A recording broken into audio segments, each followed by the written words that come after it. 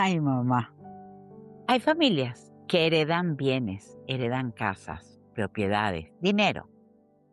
Hay otras que heredan silencios, miedos, formas de sobrevivir y maneras de callar para protegerse. En este año entendí algo que me explotó la cabeza. Yo creía que en mi familia ya éramos libres, hasta que descubrí cuánto miedo seguía viviendo entre nosotros. Soy Cris Balarino y esto es Ay Mamá, ese espacio donde una situación cotidiana, una emoción o una incomodidad imprevista termina mostrándonos algo muchísimo más profundo. Este año, con todo lo del tema de presos políticos en Venezuela, me pasó algo que no entendía. Me chocaba escuchar el tema, me cansaba o simplemente no quería escuchar detalles que me conectaran con tamaña injusticia. Y eso me confundía muchísimo, porque bueno, yo soy venezolana y además nací en democracia y eso es importante decirlo. Yo crecí creyendo en la libertad, creyendo que ciertas historias ya eran parte del pasado, que no se repetirían.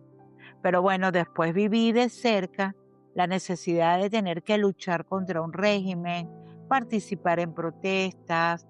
Recuerdo haber organizado cursos de no violencia activa, fui testigo electoral, hice todo lo que pude desde la conciencia, amor y compromiso por mi país. Y después terminé emigrando. Entonces, claro, yo conozco de cerca el dolor, lo conozco profundamente. Y precisamente por eso no entendía por qué rechazaba el tema de los presos políticos.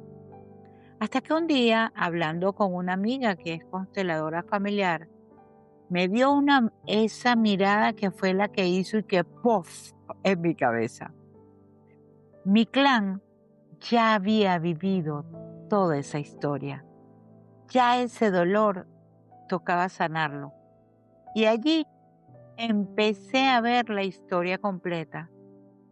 Mis familia, por 5 generaciones, más de 100 años, había vivido, trascendido en medio de culturas, de gobiernos dictatoriales, de sometimiento, de persecución, de familias sobreviviendo.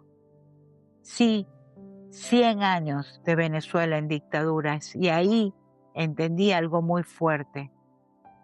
Yo soy la 4ª generación. Yo nací en democracia. ¿Y qué les parece que cuando mi hijo empezó a involucrarse como líder estudiantil en las protestas, yo sentí terror? Porque en el fondo sentía que la historia podía repetirse. Ay, así fue. Sin darme cuenta, yo intenté romper con el hechizo de esa herencia de presos políticos, expatriándolo, protegiéndolo, sacándolo de esa posibilidad, pero sin ninguna duda. Él hubiese sido la 5ª generación, sí, amenazado de ser encarcelado por defender su patria. Y ahí, ahí llegó mi verdadero ay mamá. Yo creía que se había de verdad, al mandarlo fuera del país, que yo había roto con ese hechizo. Y entendí que solo había cambiado de forma. ¡Paf! Sí, porque es verdad, logré alejarlo de un peligro visible, pero apareció otro tipo de encierro, el de la emigración, el de la separación, la nostalgia. Igualmente la familia dividida, la sensación de no pertenecer completamente a ningún lugar, los papeles. ¿Lo ven? Y ahí entendí algo brutal. El miedo no desaparece automáticamente. A veces solo aprende nuevas maneras de vivir dentro de nosotros. El miedo se adapta, es una emoción, porque sí, Es verdad que existen formas visibles de control y probablemente hay familias que recién lo están empezando a vivir ahora. En mi caso, conozco la historia de 4 generaciones. Vivir el control, el sometimiento, la injusticia.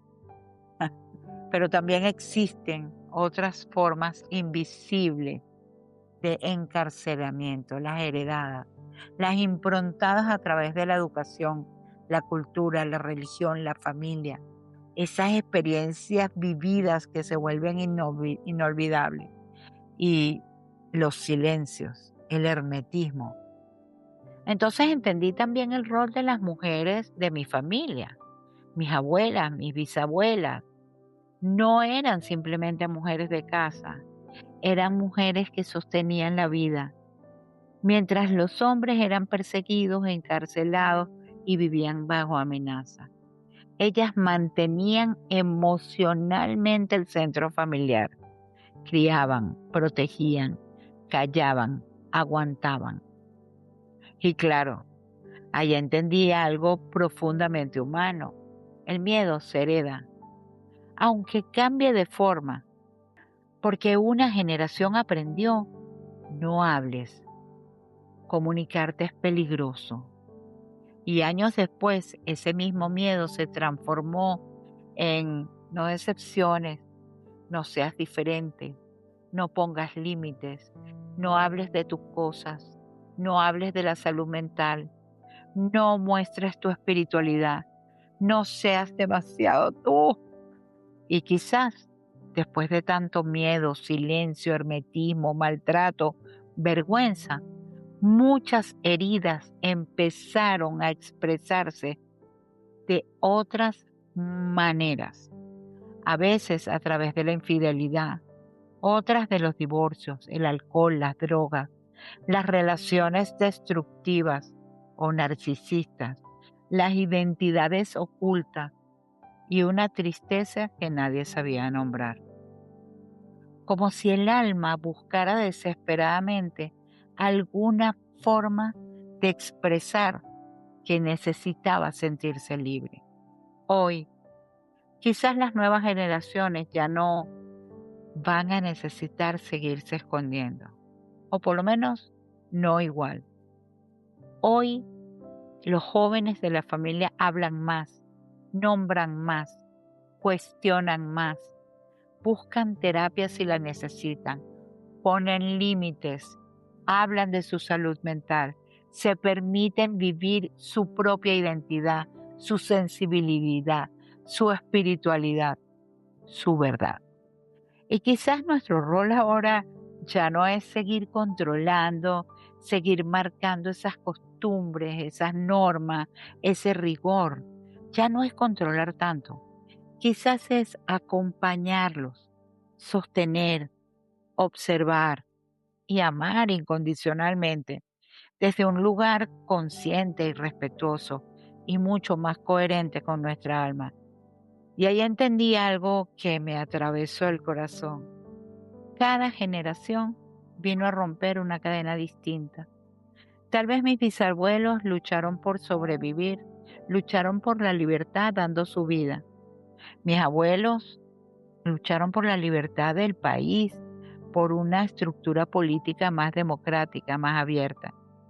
Mis abuelas sostenían la familia en medio del miedo. Y las nuevas generaciones, bueno, emigramos por la libertad de ser quienes realmente somos. Y quizás sanar un linaje no significa que nadie vuelva a sufrir. Quizás lo que significa es que cada generación tenga menos miedo de vivir su verdad. Porque antes yo creía que la libertad era solo política. Y hoy entiendo que también es emocional, mental, espiritual y familiar. Y quizás por eso estoy hablando de todo esto. Porque si mi voz ayuda a alguien a identificar ese miedo invisible que sigue tomando decisiones en su vida para empezar a abrir la puerta de la libertad, entonces estaré cumpliendo mi misión. Tal vez honrar a quienes lucharon antes no significa seguir viviendo su vida, ni seguir viviendo desde el sacrificio y el miedo.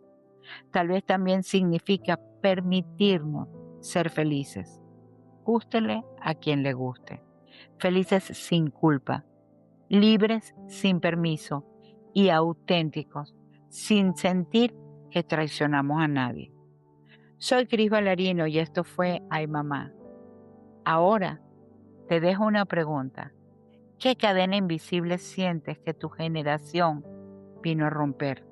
Te leo, porque quizás sanar también empieza cuando alguien se atreve a nombrarlo. Así que sana y escríbeme un comentario.